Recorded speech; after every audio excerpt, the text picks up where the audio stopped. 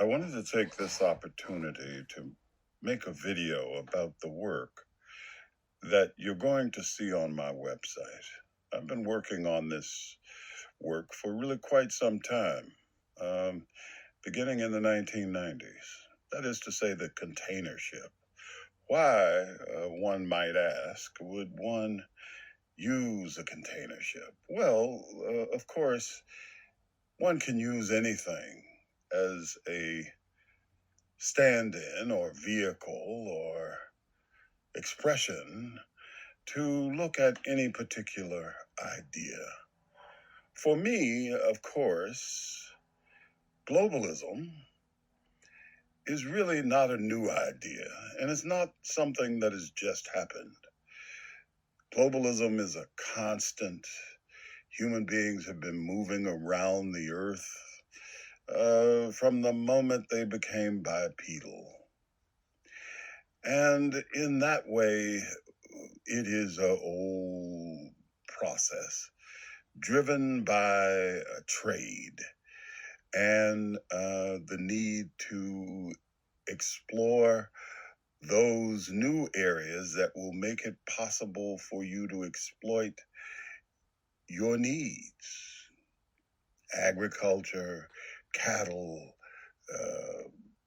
space to thrive when you're being driven out by one circumstance or another. And therefore, globalism is a constant framework. But the globalism that really interests me is the globalism which has focused primarily over the last centuries with the globalism that began in the 15th century. That's the one that, for me, is the most important, because it was the one that was framed as an exploration.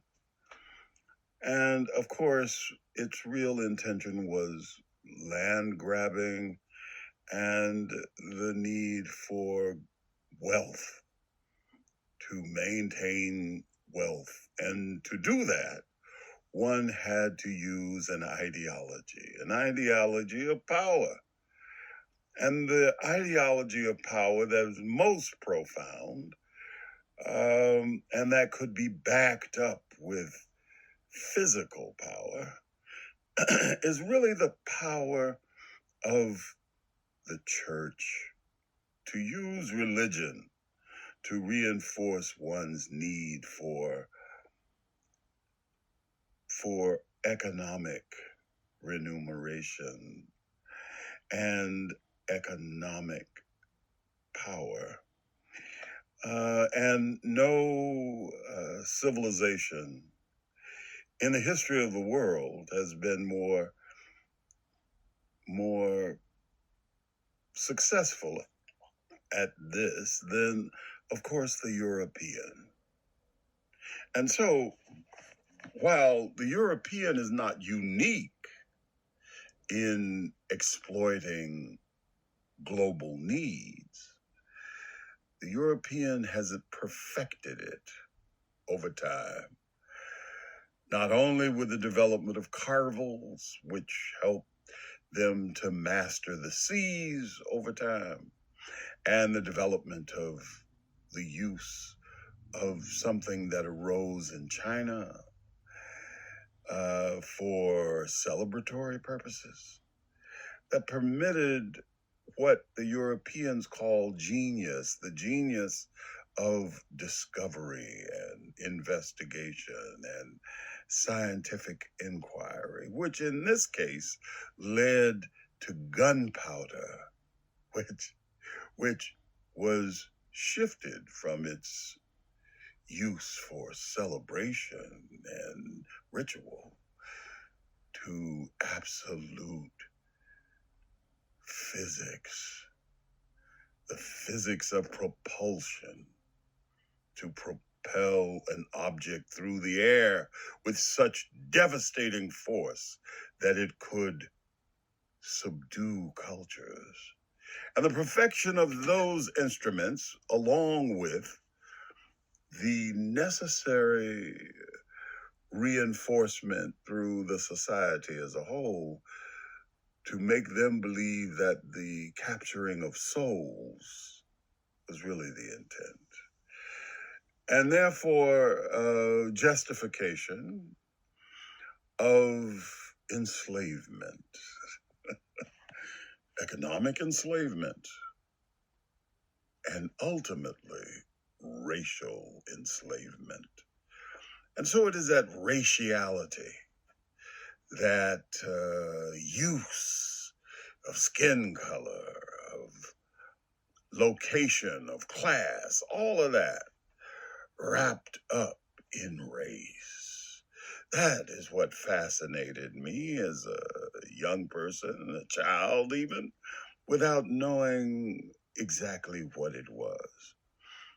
But over time, my attempt to understand history by first using muralism changed my work from the rather overt, as expressed through images that were easily read, to the more complicated and in many ways sophisticated use of abstraction, which is the language that all cultures have used, and no greater use of abstraction in the world than in Africa. And so abstraction, along with the memetics of Europe, where the use of what is referred to as high realism is also of great interest to me, great use to me, and something I've always been engaged with. So on my site, you will see both realism and abstraction, because as a Gemini, I have always seen dually, but I don't think of it as a this and that. I think of it very specifically as a one thing. Just as there are poles in the cosmos, in the world, there are poles, that is to say, a north and a southern hemisphere, an east and a west hemisphere. But you wouldn't say one is more important than the other. You would just simply say that they are a part of the one thing that we understand, which is, of course, the globe that we are on and the cosmos that we're in. In fact, the very idea of hemispheres is a way of marking time. And time in my work is essential. In fact, the shadows that you see in the work that I'm making is really the fundamental aspect of what the inquiry pursues. That is the way in which shadows operate. As the light hits an object and cast through time, memory. And it is really memory, which is the essential ingredient that lies at the heart of the inquiry that I'm engaged in. And that's why the container, with its power and immensity, with its similarity, in fact, its persistence and consistence in relationship to the history and the world that it navigates. Just as ports were immediately put up around the world so that the conquering cultures, European for certain, would have a way of protecting their goods, making a claim to their land. Just like that, the ports in every city around the world that receive containers full of mystery to the eye, but blood to the commerce and capitalism that frames and courses through the veins of the society, the highways.